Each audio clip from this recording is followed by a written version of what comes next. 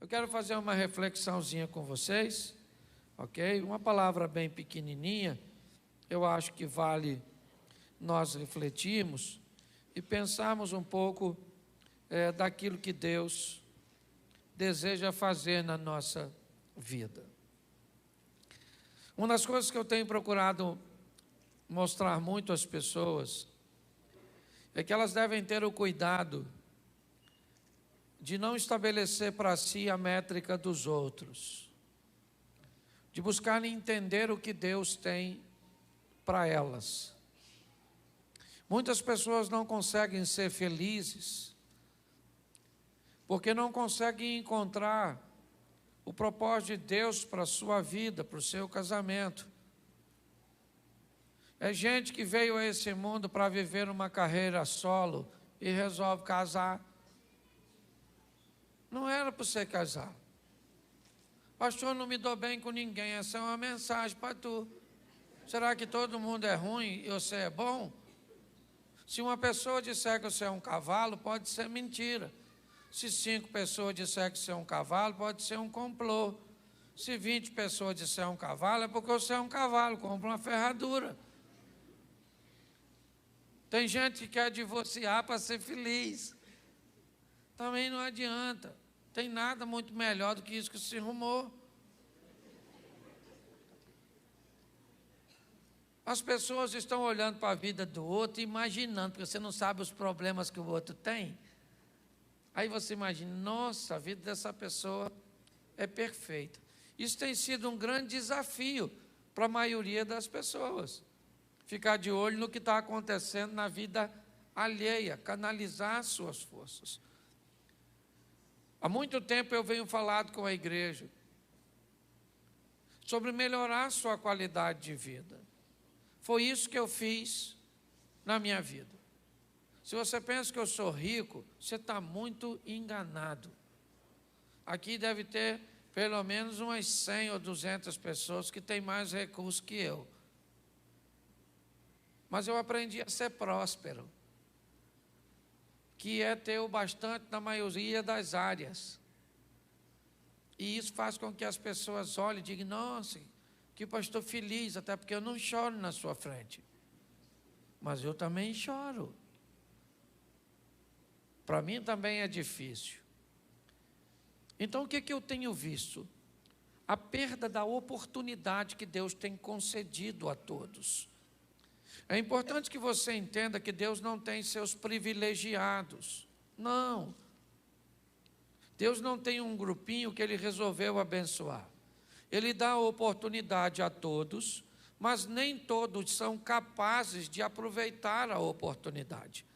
E às vezes não é de hoje que Ele está dando a oportunidade, não apenas para você, mas para aqueles que antecederam você.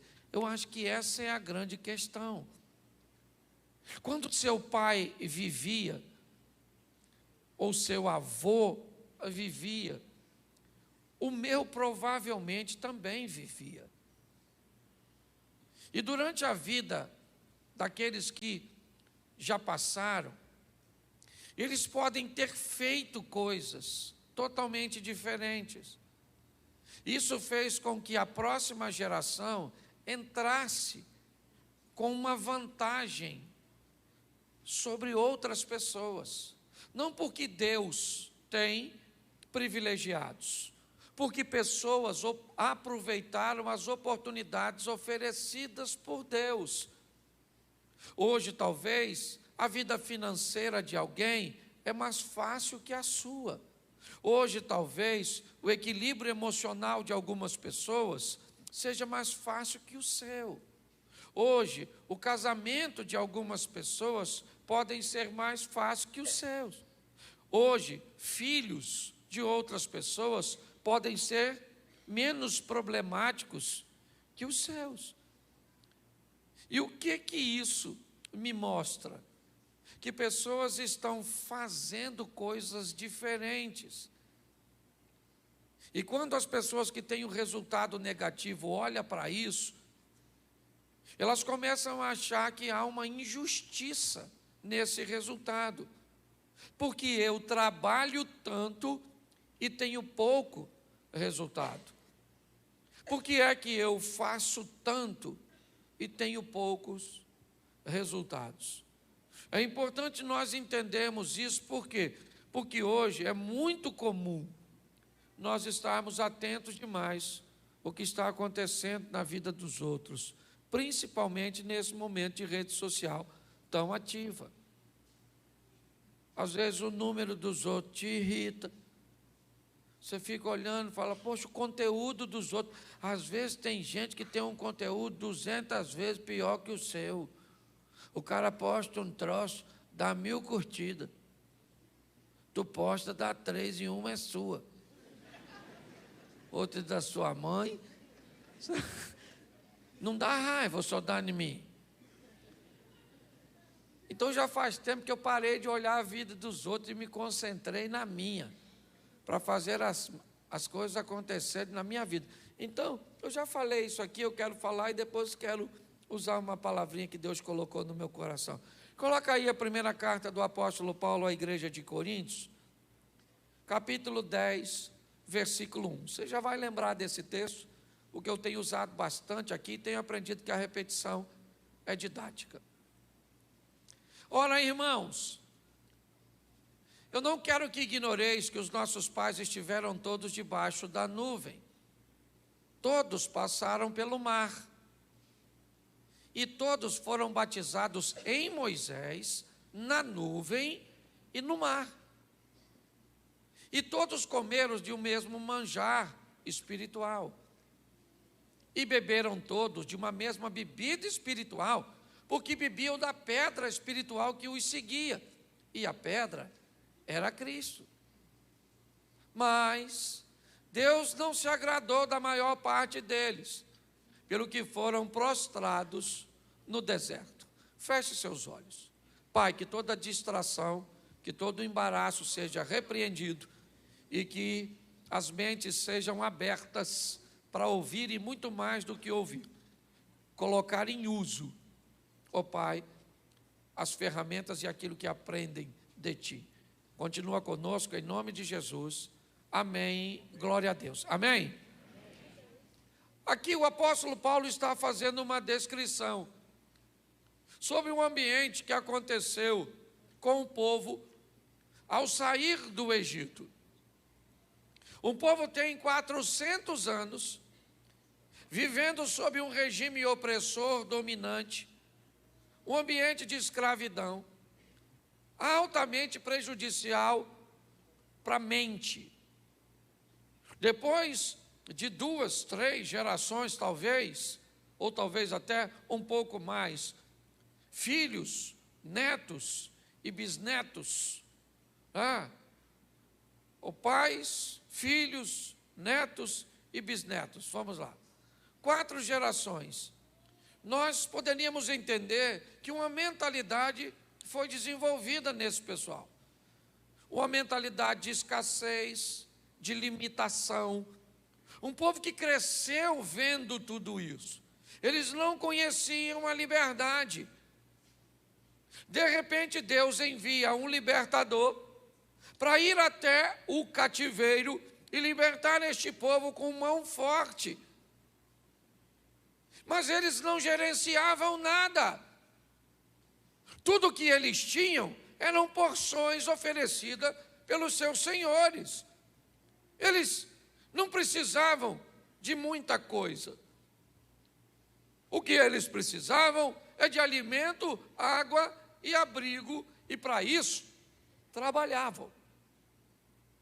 Quando de repente vem uma proposta, vocês vão sair do cativeiro para uma terra de libertação, beleza, é muito legal, mas quem é que vai administrar agora a minha vida? Foi muito legal quando eu migrei de um ambiente, de um funcionário, um operário, um colaborador de uma empresa, e fui mandado embora. Parecia que era algo extremamente agradável, mas era a empresa que pagava a maior parte do meu plano de saúde. O salário estava lá na minha conta todo final de mês. E a partir daquele momento que a liberdade chegou para mim, ela trouxe para mim responsabilidade, obrigações que outrora eu não tinha. E eu confesso que foi muito assustador para mim lidar com a liberdade, com o meu poder de escolha, com aquelas doses que chegavam para mim, já com todos os descontos, né, com tudo aquilo que a empresa me oferecia. Agora eu não tenho mais. Como é que vai ser tudo isso? A liberdade que algumas pessoas almejam pode ser para elas altamente assustadora quando elas têm que lidar com a responsabilidade ou com a responsabilidade da liberdade que tiveram. Esse texto que nós lemos, ele diz isso. O que Deus está fazendo? Entrando no Egito. O que Deus quer fazer no Egito? Libertar seu povo. Tirar seu povo de um cativeiro. É verdade, mas não bastou caminhar muito tempo e a fome veio, a sede veio e a saudade do ambiente altamente limitante tomou de assalto o coração daquele povo, com saudade dos pepinos, com saudade das cebolas, com saudade das facilidades. Me parece que o que Deus quer transmitir com essa mensagem é que a liberdade é boa. Cristo é o libertador. Ele veio para nos libertar. Mas a liberdade não é boa para todo mundo. Porque quando alguém vai para a libertação com a mente de cativo, essa pessoa vai sofrer demais. Quando alguém sai do Egito e continua com o coração lá, isso vai ser altamente prejudicial. O texto em que lemos, Moisés está dizendo isso. Bota para mim, de novo, 1. Irmãos, eu não quero que vocês ignorem, eu quero que vocês entendam, eu quero que vocês estejam aptos a prestar atenção. Que os nossos pais estiveram todos debaixo da nuvem. Todos passaram pelo mar. Verso 2. Você já ouviu 2 vezes a expressão todos. Todos foram batizados na mesma nuvem, né? Em Moisés e na mesma nuvem no mar. Verso 3. Todos comeram do mesmo manjar espiritual. Verso 4. Beberam todos de uma mesma bebida espiritual. Todos. Todos estão no mesmo culto, todos estão no mesmo deserto. Está caindo maná para todos, está passando codornizes para todos, está saindo água da rocha para todos, tem uma nuvem protegendo do sol, todos, tem uma coluna de fogo à noite protegendo do frio, quem? Todos, todos.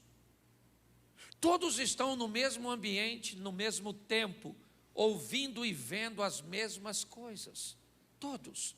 Esse é o Deus justo, o Deus das oportunidades. Porém, o verso 5, ele começa a distinguir o todos. O todos de todo mundo. Ou todo mundo não são todos, ou todos não são todo mundo. Coloque como você quiser. Verso 5. Mas Deus não se agradou da maior parte de todos. E aqueles cujo qual, certo, Deus não se agradou, eles pereceram no deserto. Saíram do cativeiro para ir para a libertação, mas morreram no caminho. É isso que Paulo está dizendo.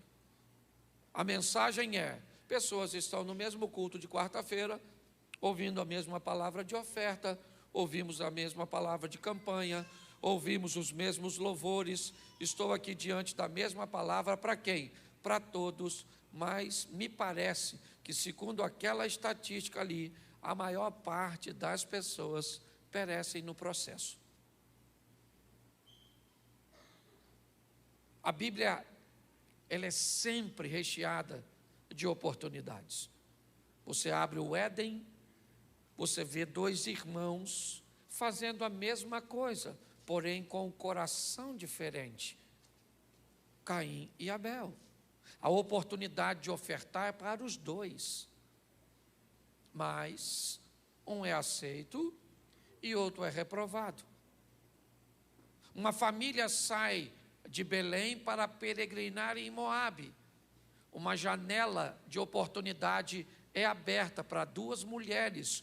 Uma se chama Ruth, outra se chama Orfa. O que Deus está dizendo para as duas mulheres? Eu tenho uma mesma oportunidade para vocês. Quando a sogra de vocês saírem de Moabe para ir para Belém, vão com ela. E lá em Belém eu vou abrir uma janela para vocês serem prósperas. Quantas mulheres foram? Quantas? Uma. E a outra? Ficou. Mas a oportunidade era para as duas. Duas mulheres engravidam, são prostitutas, mães de meninos, solitárias. Um parto de apenas 3 dias de diferença. O que representa a criança na Bíblia, em algumas aplicações, futuro. O filho é a representação do futuro. Duas mulheres receberam a oportunidade de cuidar de seu futuro. Uma delas se deitou sobre seu futuro e o matou. A outra fez com que seu futuro vivesse. Onde é que está a injustiça nisso? Na morte do bebê? É isso que você quer ver? Você vai olhar um pouco mais à frente e o que você vai ver? 12 discípulos, escuridão para os 12, vento para os 12, 3 horas da manhã aproximadamente para os 12, cansaço para os 12, Jesus aparece para os 12. Quantos homens poderiam andar sobre as águas nessa ocasião? Quantos? Os 12. Quantos andaram? E por quê? Porque Deus é injusto e deu uma oportunidade para um que não deu para o outro. Não. Se quando Pedro dissesse assim, eu vou sair do barco, André, seu irmão, dissesse, tu não vai sozinho porque eu vou também. Tiago e João, que era sócio dele numa pequena cooperativa de pesca, diria, nós também vamos, vocês não vão sozinhos não. E aí pensa, não sei se Tomé iria, mas a turma podia ser maior. Aí um cara anda sobre as águas e 11 caras ficam olhando. Oh, pelo amor de Deus, você precisa definir na sua vida se você quer ser um espectador de vida alheia ou você quer ser um protagonista das suas próprias histórias. Porque o Deus que você serve é o mesmo de todos nós. Aliás, nós temos 2 coisas que nos trazem altamente afinidades. Primeiro, servimos o mesmo Deus, temos um só Deus, uma só palavra, um só Espírito e os mesmos valores. Outra coisa que nos aproxima, o mesmo adversário, Satanás é o adversário de todos nós. Muitas coisas nos aproximam. Quando eu olho para esse ambiente, o que eu vejo? Eu vejo pessoas escutando a mesma coisa, mas vivendo coisas totalmente opostas. Isso me deixa desconfortável. Há uma oportunidade no Monte da Caveira. O homem está sendo crucificado numa cruz centralizada. Ele é o Salvador. Do seu lado direito vai um ladrão, do esquerdo um outro ladrão, e o Salvador está no meio para salvar quantos ladrões? Os 2. A oportunidade é para os 2. Os 2 são salvos? Não. Porque Jesus só poderia salvar um? Não. Ele poderia salvar os 2. As oportunidades precisam ser vistas de uma forma mais clara para a maioria das pessoas. Então deixa eu te mostrar 4 textos aqui para você entender, porque eu gosto da maneira como Deus permite a humanidade de seus escritores estar na Bíblia, sem comprometer a mensagem. Eu gosto de ver isso, porque Deus está sempre no controle. Por isso que você nunca vai ver Deus lutando com o diabo. Nunca. Nunca há batalha entre Deus e o diabo. A batalha é sempre entre o diabo e os anjos de Deus, porque não há poder para o diabo para enfrentar o nosso Deus. Quando o diabo tiver a suposta batalha com Deus, a batalha é final, porque aí acabou. Então é importante você entender quem você serve. Você não serve um Deus que enfrenta oposições, não. Ele tem anjos, ok? Que até quando vão enfrentar o diabo, usam Deus. Eu já vi gente dizendo, não tem problema nenhum, se essa é a sua cultura, fique à vontade. Eu vou pisar na cabeça do diabo. Mas quando um anjo enfrentou o diabo, ele disse assim: o Senhor te repreenda. Olha, ele não falou nada. Ele falou: diabo, vou falar uma coisa para você, para a gente acabar com isso o mais rápido possível. Senhor, o diabo. Tem gente que tem dificuldade até para orar. A grande disputa desse mundo espiritual são recipientes. Lugares onde duas forças querem estar e não conseguem estar simultaneamente.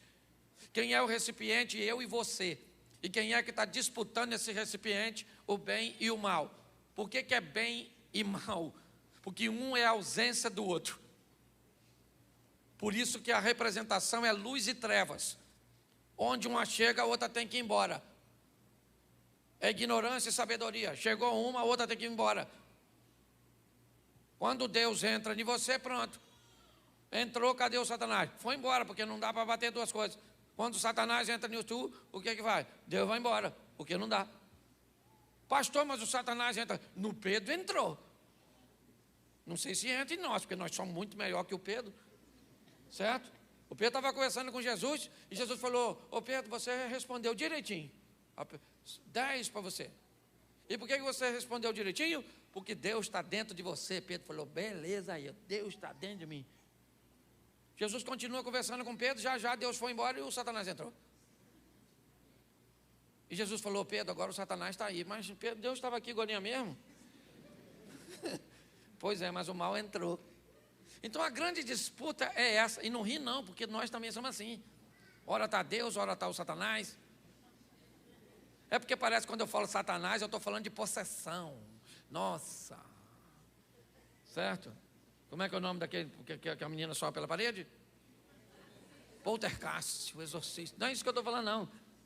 Eu estou falando a você que às vezes é um recipiente do Satanás, para perturbar a sua mulher, para perturbar a família do seu filho, para perturbar seus filhos, para perturbar todo mundo, para perturbar vizinho. Entendeu? Porque é só um canal. Parece que entra um tubo do inferno e entra em nós. Que é isso aqui? Você está entubado. E agora? Agora você faz a vontade do mal. Quem nunca foi usado pelo mal, nem levanta a mão, que já vai ser. Se levantar com tanta mentira sua nessa vida.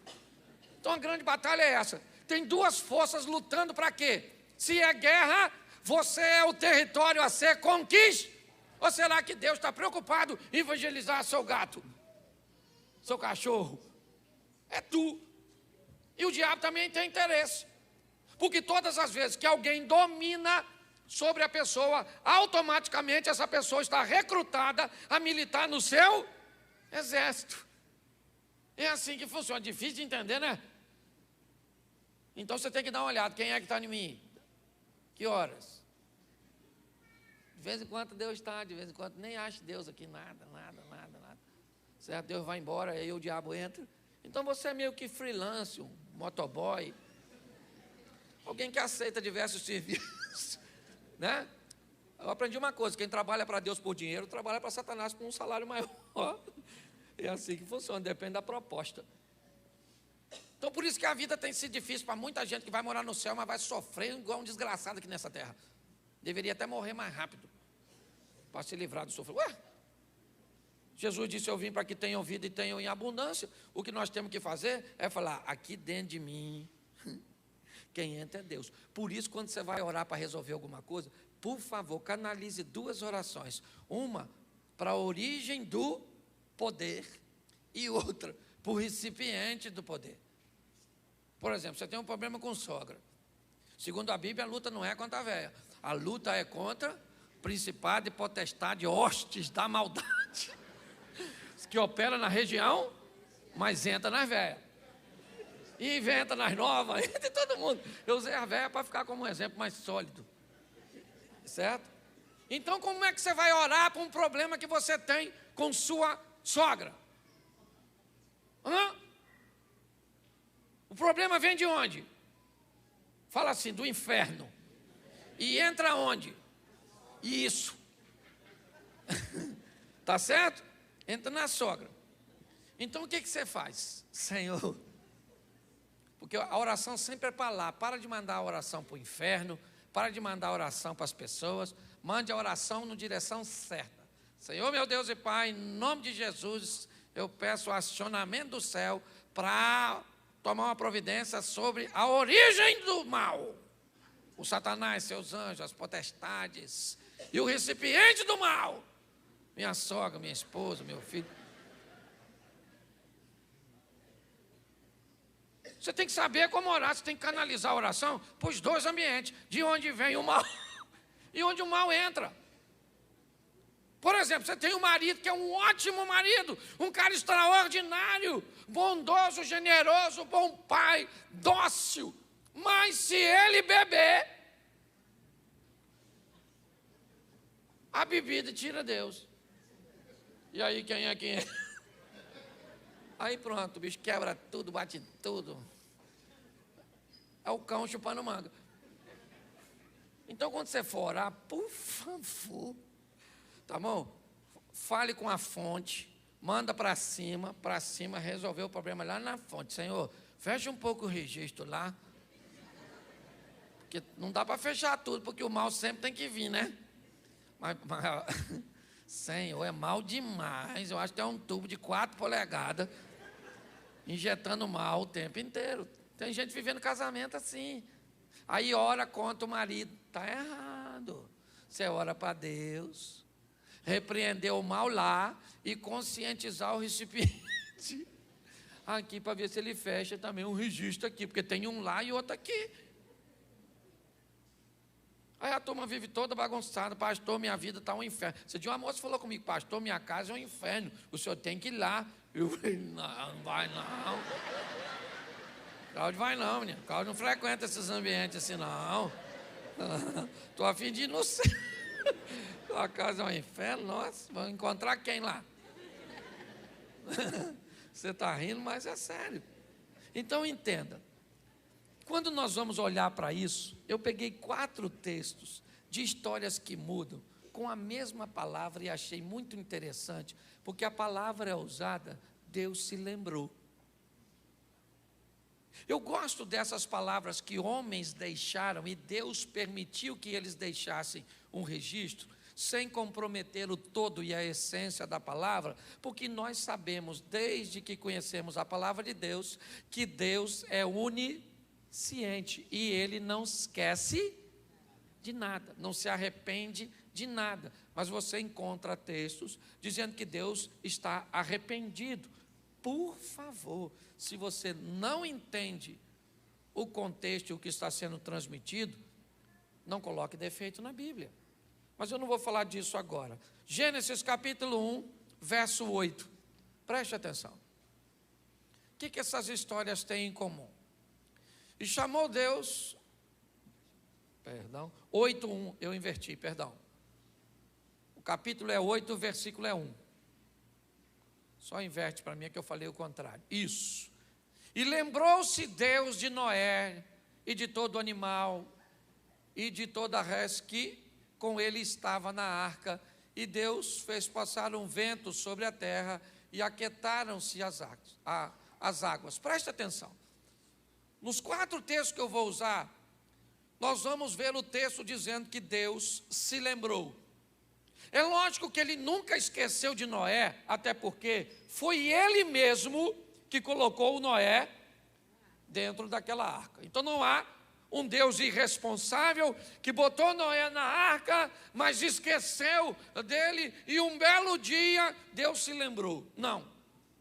A mensagem que utiliza a lembrança, né, como forma de transmitir o que deseja, é apenas o momento em que Deus entra em cena.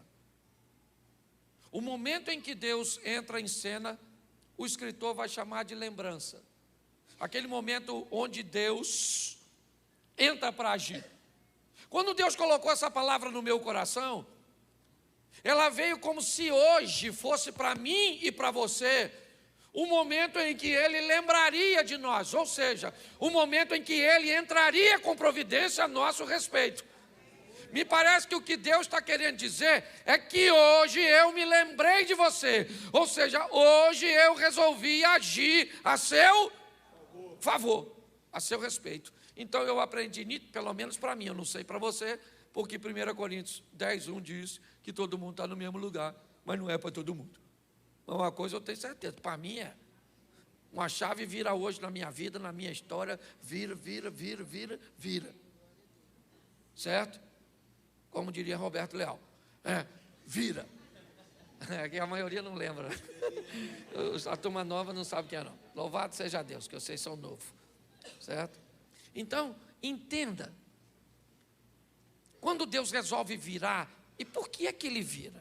O cara trabalha 120 anos pregando e fazendo uma arca. Noé é um cara extraordinário. Achou graça num ambiente corrompido. Esses dias eu ouvi falar, nossa, Noé é um cara maneiro, pregou e ninguém se converteu e não parou de pregar. Mas também não tinha uma arca cheia do lado com o pessoal cantando Poderoso Deus. Porque se tem, eu ia achar que ele ia ficar com muita raiva. Pensa, Cláudio. Ele está lá pregando, ninguém se converte, olha para a arca do outro e o outro está lá cantando. Então não tinha ninguém, não tem arca nenhuma, é só a dele, não entra na de ninguém, também não entra na minha, que se lasque. Vou continuar fazendo. Porque se ninguém tem resultado e você não tem, isso não te machuca. Quer ver terrível? É o outro ter resultado e você não ter. Pensa. E quanto mais próximo a pessoa for de você, mais raiva dá. Você não emagreceu e sua irmã emagreceu 17 quilos. Ficou bonita. E você? Você nada, parece que apanhou os 17 quilos que ela perdeu e veio para suas papadas. É assim que funciona. Ninguém tem inveja de quem está longe. Quando nós olhamos para esse ambiente, eu vejo que há uma dedicação no cara. O cara fez tudo, entrou na arca, o primeiro reality show do mundo. Clausulado, 8 pessoas, que bichos fedendo. Eu entendo porque o Noé tomou uns graus. Ninguém aguenta. Pensa, 1 ano. E a mulher dele, Noé, quem olha isso acaba. Para você ou geral? Eu já estou querendo jogar você ao invés do corvo. Sai, infeliz, e voa. Certo? Pensa naquela perturbação. Os bichos fedendo e limpo, e troço, limpa isso, limpa aquilo. E nunca está limpo. Parecia dono de casa.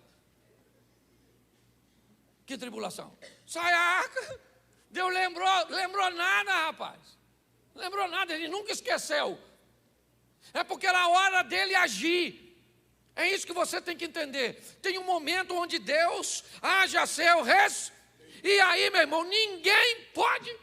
O cara pode numa encruzilhada matar um frango ou um elefante. Que Deus.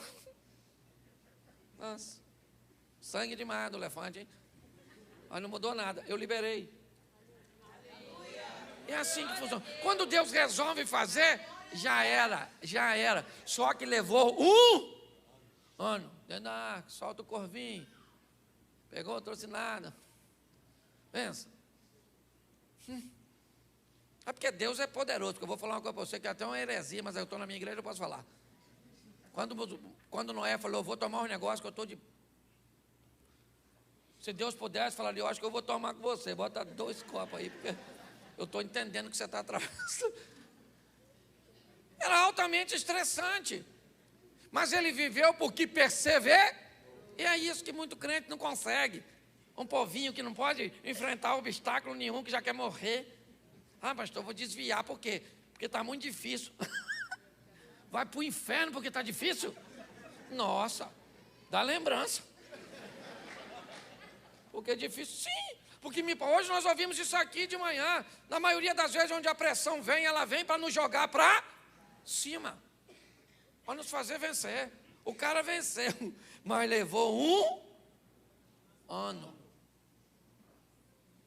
Você acha que está ruim?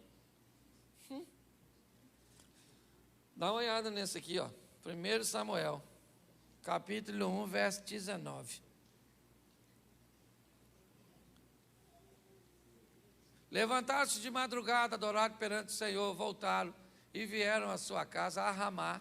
E Eucana conheceu Ana, sua mulher, e o Senhor se lembrou dela. Guarde isso. Aproximadamente 10 anos, a Ana queria um filhinho. E onde é que o filho nascia? Na tenda da Penina. Pensa num bicho que parecia um coelho. De 3 em 3 meses tinha criança chorando na tenda da Penina.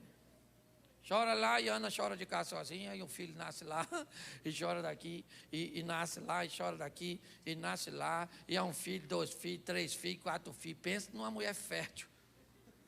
E Ana não nasce nada. Demorou aproximadamente 10 anos. 10 anos. E Deus se lembrou. Ele nunca esqueceu. Mas chegou um momento. Ana não tem um filho comum. Ana tem um dos maiores homens do Velho Testamento como filho. Quando está demorando demais, busque colocar na sua mente e dizer: rapaz, mas o negócio está demorando tanto porque Deus está... Nossa, está trazendo uma coisa tão boa, que a hora que chegar, por exemplo, você está com 35 e não casou, louve a Deus. Pastor, por quê? Porque não entrou ninguém certo na sua vida, mas também não entrou errado. Pior é quem casou. Ah, pastor, eu estou sofrendo porque não casei. Deixa esse sofrimento para quem casou errado. Porque está assim de gente. Leva tempo, meu filho. Você tem que entender isso. E muitas vezes tempo para que algo seja feito da melhor forma possível, porque Deus sabe o que está fazendo por mim e por você. Às vezes é cansativo, sim ou não? É exaustivo, é desanimador. Às vezes você vai viver perto de uns recipientes usados quase full time pelo Satanás. Você acha que não é nem mais uma pessoa, é o Satanás que veio e se materializou. Mas você tem que aprender a respeitar o tempo, porque Deus está no controle de todas as coisas. E na hora que Ele quiser agir, aí as pessoas dizem: ah, Ele se lembrou. Lembrou nada, menino. Ele nunca esqueceu. Ele só estava preparando um ambiente. Mais de um ano por Noé não foi nada em relação a Ana. Você pensa que não pode piorar? Gênesis 30, 22. Aqui a chapa esquenta. Mas Deus se lembra também. 30, 22. Lembrou-se Deus de Raquel, e Deus a ouviu e abriu a sua mão. Bom, gente, presta atenção. Raquel era doidinha para ter um filho. Pensa numa mulher doidinha para ter um filho. Amada pelo cara. O cara trabalhou para ela. Raquel devia ser uma mulher bonita, porque ninguém trabalha 14 anos para casar com a mulher feia. Não trabalha. Ele já casou com Lia. Se Lia fosse melhorzinha, é que ela tinha um olho para arquibancada, o outro para geral. Ela era bem bagunçadinha, certo? E senão o Jacó tinha falado: deixa a Raquel para outra, que eu vou aqui com Lia mesmo, né? Mas não foi assim. Catou, devia ser um mulherão, sim ou não? Sim, cavala. Mas ela não gerava filho, e o filho nascia na tenda da outra. Sabe quantos filhos? Se eu achava que a Penina era boa de filho, A Lia teve 7, irmão. Pensa numa dona. Via a cueca do... engravidava. Uma mulher acima da média, a dona. E a Raquel doida para ter um filhinho. E a outra tinha 7. Raquel ficou muito invocada, falou, quer saber de uma coisa? Ô Jacó, pega minha serva aqui e faz filho nela. O Jacó podia falar, eu não, pô, já tem 7. Mas homem é homem todo tempo. Eu imagino Jacó falando, não, acho melhor não pegar a... Até porque ninguém me convence quando Abraão ofereceu Agar para se deitar. Quando Sara ofereceu Agar para se deitar com Abraão. Pensa só, Sara devia estar com 60 e poucos anos, 70. Você acha que Agar tinha quantos anos? 59. Devia ser um chuchuzinho. Abraão olhou e falou, acho que não quero. Nossa, vou fazer esse esforço. Você está rindo de quê? Está assim de gente buscando atalho para alcançar o que deseja. É isso que a Bíblia está dizendo. Olha o problema que gera quando você queima etapa e não aguarda o que Deus tem a fazer por você. Ele sabe o tempo que vai fazer na sua vida, não precisa se apressar não, porque Ele está no controle de tudo. Está muito tempo, demorando demais. Então vá, Agar. Vai lá. Deus está demorando, vou dar uma forcinha. Vai, está precisando. Deus está com muita dificuldade, pegou Covid. Deve ser, está esquecendo das coisas. Eu gosto desse texto, porque a Lia teve 7 filhos. A outra, que é a escrava, a Zilpa teve 2. A Bila teve 2. Olha. E Raquelzinha não tem nada. Tem nada. Só as crianças chorando. Mas o texto diz ali que Deus se lembrou da Raquel. E ela foi mãe de quem? Que José? E os filhos de José substituíram 2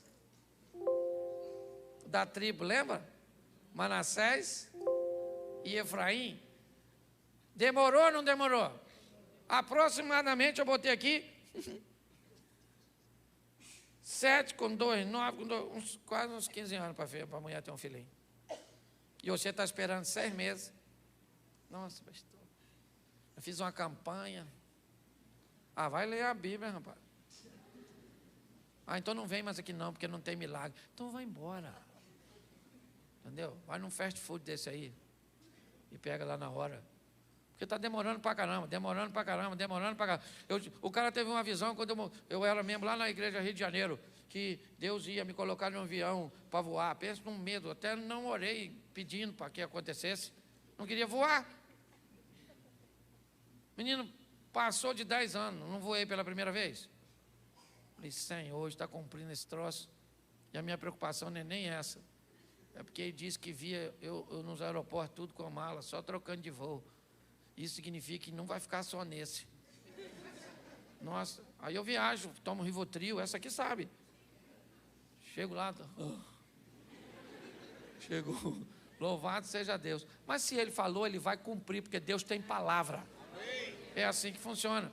Você só tem que ver se quem está falando está com o tubo ligado no recipiente do bem ou do mal, porque Satanás está prometendo muita coisa. Pensa num profeta bom. Você vai ser alguém sem estudar. Isso, oh meu Deus, que bênção.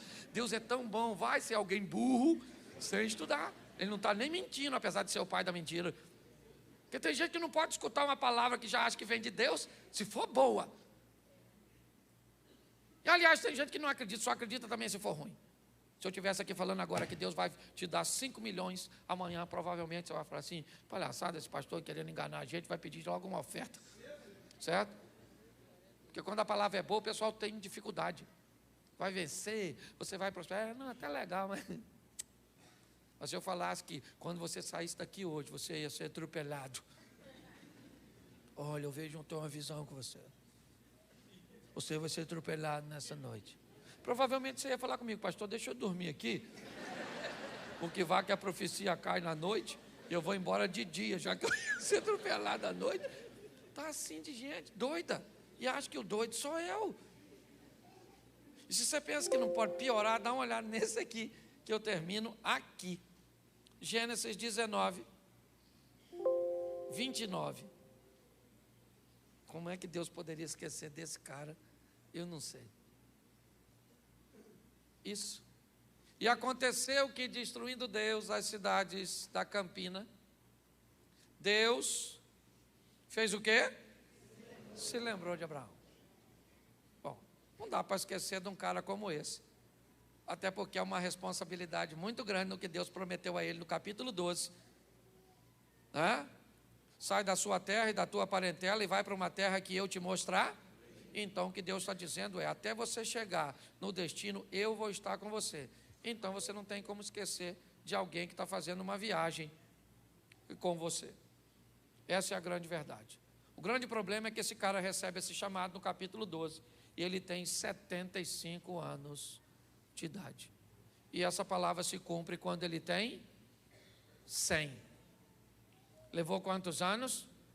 25 anos. Porque Deus tinha esquecido e só lembrou 25 anos depois? Não, porque ele está vivendo e fazendo no tempo, é isso. Essa é a grande questão.